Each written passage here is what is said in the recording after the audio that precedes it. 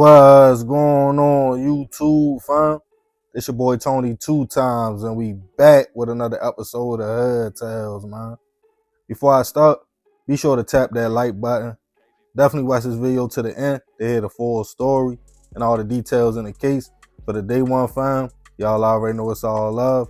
Thanks for tuning back into another episode. If you're new to the channel and you're feeling the content, feel free to subscribe. Definitely hit that notification bell so you can be notified every time we drop a new video. Oh yeah, feel free to share the channel with your peoples. Everybody is welcome. With that being said, let's get right into the story. When most people get to a certain age, late 30s, 40s, and are single and looking, their expectations of a partner can become a little bit higher. If you are already established, have a career, home, car, can take care of yourself and kids alone, for most, it's hard for somebody to come in and convince you to settle down because you have found out you could do it all alone. But at the end of the day, whether some admit it or not, everybody wants love and somebody to share life with. There are wins, ups and downs, losses, highs and lows. Having a partner can make all those things just a little bit better. As we get older and slow down, the places to find people at becomes limited. Maybe work, the grocery store, gym if you work out, or church if you are a believer. And to be real, back in the day, church was somewhere people considered the right place to find a wife or a husband. Because if y'all are both there, half of the battle is already won. Y'all share the same beliefs and values. With most churches, the pastor somehow, if they are single, becomes the top bachelor. The men of the cloth with that gift of gab, throw on them suits and have a way of making people gravitate to them. And for most women, they would feel very lucky to find them a pastor, a holy man with principles and morals, right? The big man above, right-hand man. What can go wrong? But as long as we are on this earth, we are all human. And the worst type of people are the ones that can convince others and themselves they are righteous and have it all figured out. Because if you can lie to yourself, it's no telling what you will do to others. And on this episode of Hood Tales, we'll be taking it all the way back to 2015 to Macon, Georgia, to discuss the case of a pastor who had 2 fiancés for years and on his wedding day made a fatal decision. Back in 2015, Pastor William Pounds III had managed to make a good life for himself in Macon, Georgia. With one career as a senior master sergeant in the Air National Guard, he worked at Robins Air Force Base in Warner Robins, Georgia. But his passion was delivering the word, being a pastor of King's Chapel Memorial CME Church in Perry, Georgia, where in 2014, William stepped into his role as head pastor. He had a loyal congregation who loved the man and took his word and his knowledge of the holy book at face value. Outside the church, Pastor also had a love interest, a woman he had been on and off with for years, but it seemed their love for each other would stay strong. At the time, 46-year-old Miss Kendra Jackson. The two met back in the early 2000s when Kendra was working at a bank by Macon Mall. The divorced mother of 3 liked William from the beginning, and for almost 10 years considered the now pastor the man of her dreams. He even proposed to her, making her his fiancée. In Kendra's mind, she had found real love, a loving, compassionate man of the cloth. But little did she know, William had 2 sides. A few years later, William will find himself also taking a liking to another woman, who we will call Victoria for the sake of the story. Him and Victoria hit it off, and things got serious fast, in which he also proposed to her, and she was also now his fiancée.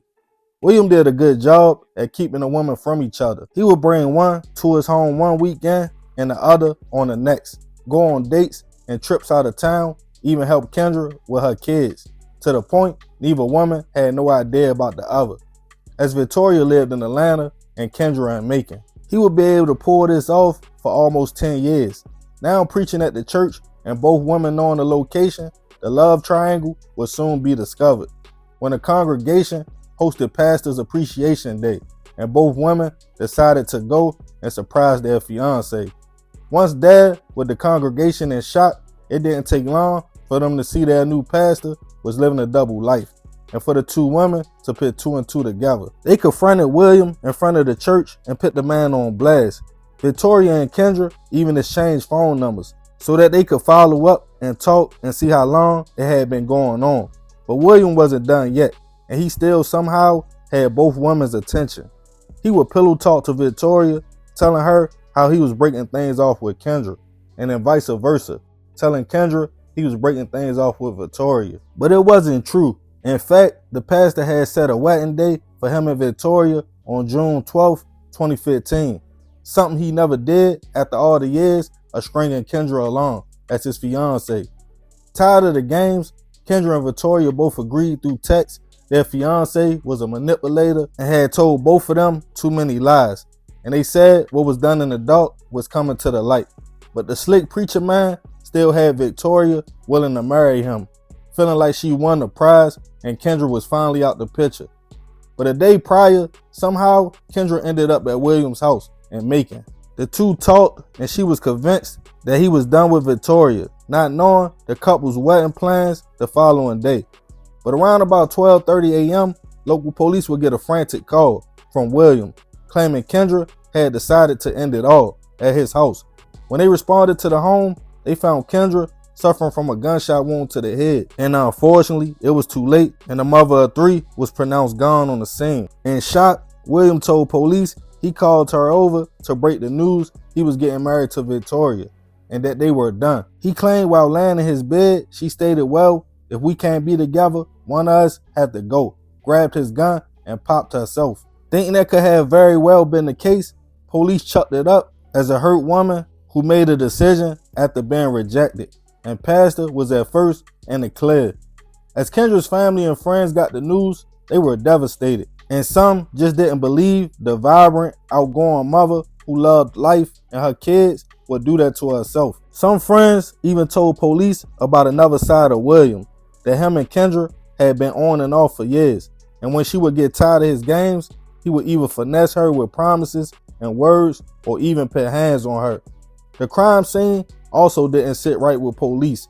It was a spent shell casing on the bed and another one on the floor, meaning two shots went off, not consistent with a person that did that to themselves. They confronted William with their new findings, even asking him about the blood spots and how it was in the room. And he quickly flipped his story. He stated when he told Kendra they were done, she grabbed the gun and said, "I'm gonna take your life." He claimed she aimed at him and shot once while he hid under the covers before changing her mind and doing what he claimed she did. But little did he know, police had spoken to Victoria and found out a possible motive. She claimed she had told William if he wanted to pursue their marriage, he had to completely break things off with Kendra. And she said he told her, don't worry about it, she would never contact him or her again.